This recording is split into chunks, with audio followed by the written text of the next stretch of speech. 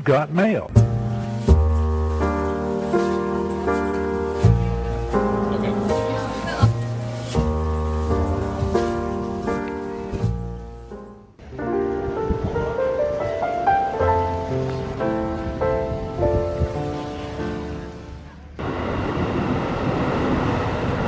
我们这个酒店超方便，走路5分钟就是地铁站，2站吃一个早午餐。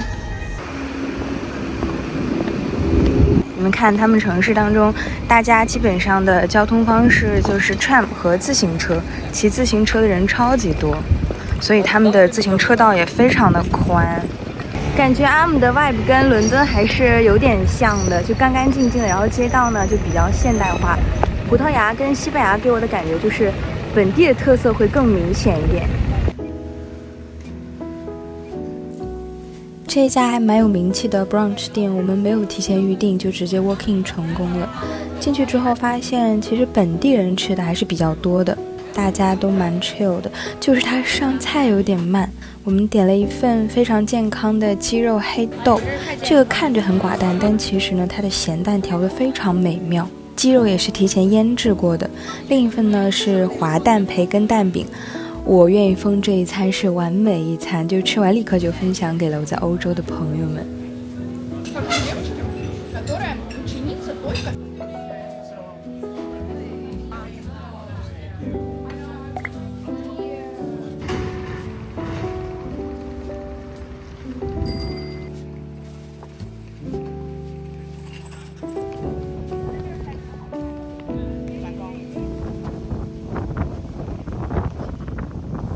饭后消消食，溜达溜达就来到梵高博物馆，此行我最期待的一站。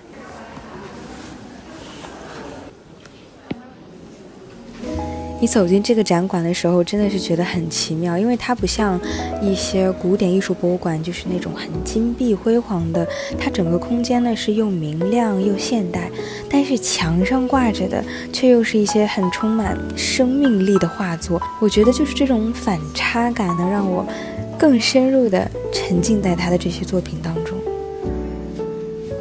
一路就这样跟着导览走下来，就像又走过了一遍他短暂又炙热的一生。你会非常清楚地看到他一生的一些变化，比如他早期在荷兰的时候创作的偏灰暗色调的吃土豆的人，然后到他后来到了巴黎接触了印象派，所以他的调色板就一下子亮起来，就变成了我们很熟悉的那种明媚的很旋转的笔触。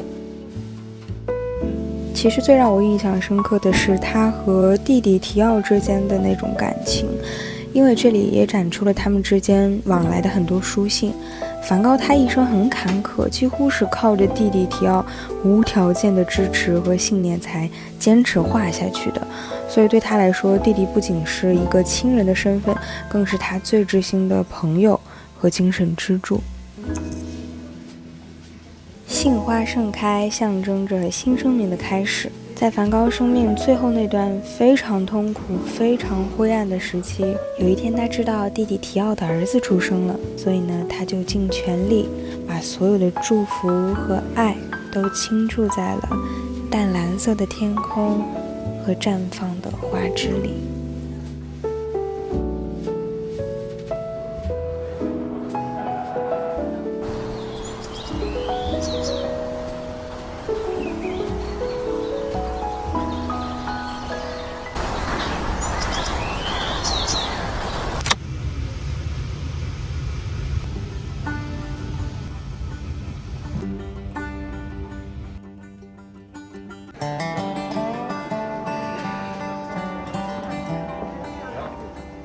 22度，我觉得这个是人体能感知到的最舒服的气温了，没有之一。天气超级好。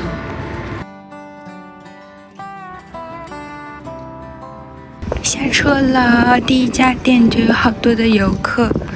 下车走过来，这一路有很多船的公司，我们这个是包在车票里的，然后他说是要一直往前走，我来寻找一下。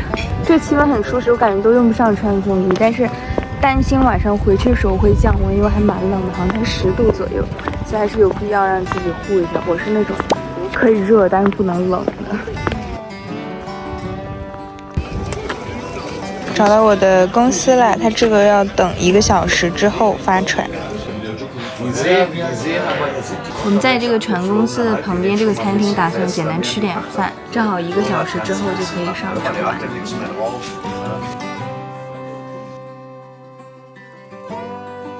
这是一份鸡肉，他说的是 Asian style， 我估计可能是拿酱油什么做的，好吃，而且是中式或者日式的酱油。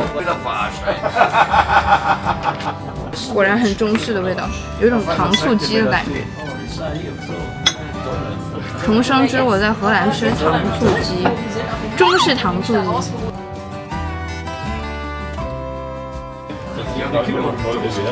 哟，还不错的船呢。Welkom. Kijk jezelf op links. Hello, hi. What's your name?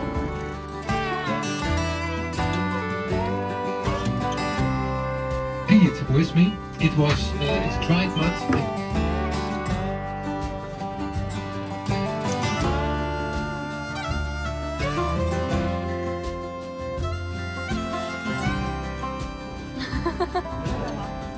他开始用这个扫帚划船。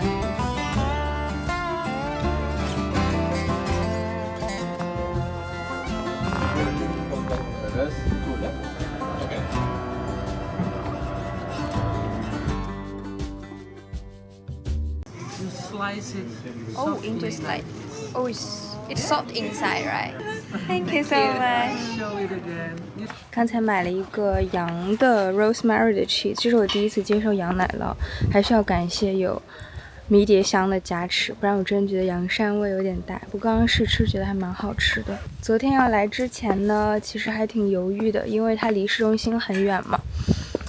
然后就在网上看很多大家的反馈啊、帖子什么的，真的是褒贬不一。有的人就说这地方特别无聊，说就跟个村子一样的，有什么可来的？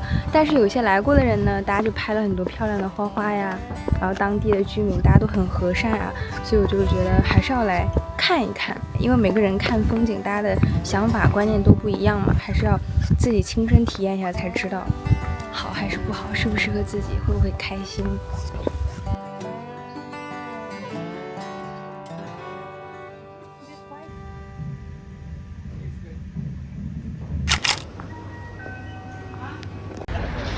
现在等轮渡，要到对岸去。今天去荷兰最大的跳蚤市场，它是每个月只有1个周末开，然后刚好碰到了，特别方便。他们这个轮渡是免费的，从酒店坐地铁到中央车站，出了门走2分钟就是这个轮渡口。买了一份简单的早餐，但是它看起来还不错，是热的。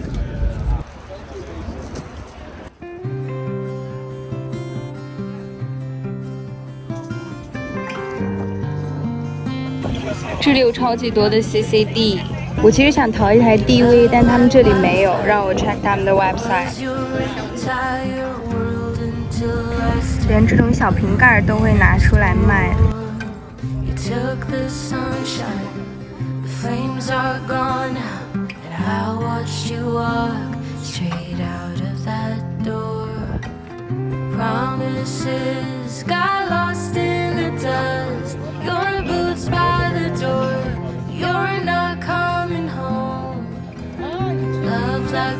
过来呀！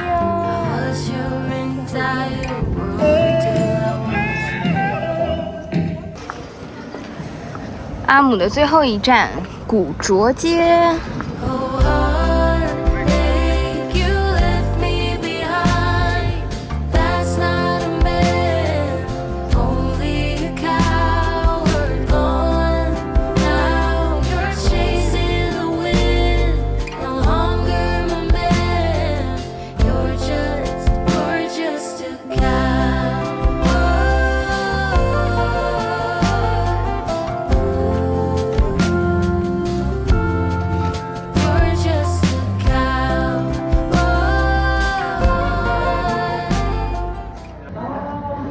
看起来像顶了一个蛋糕在头上。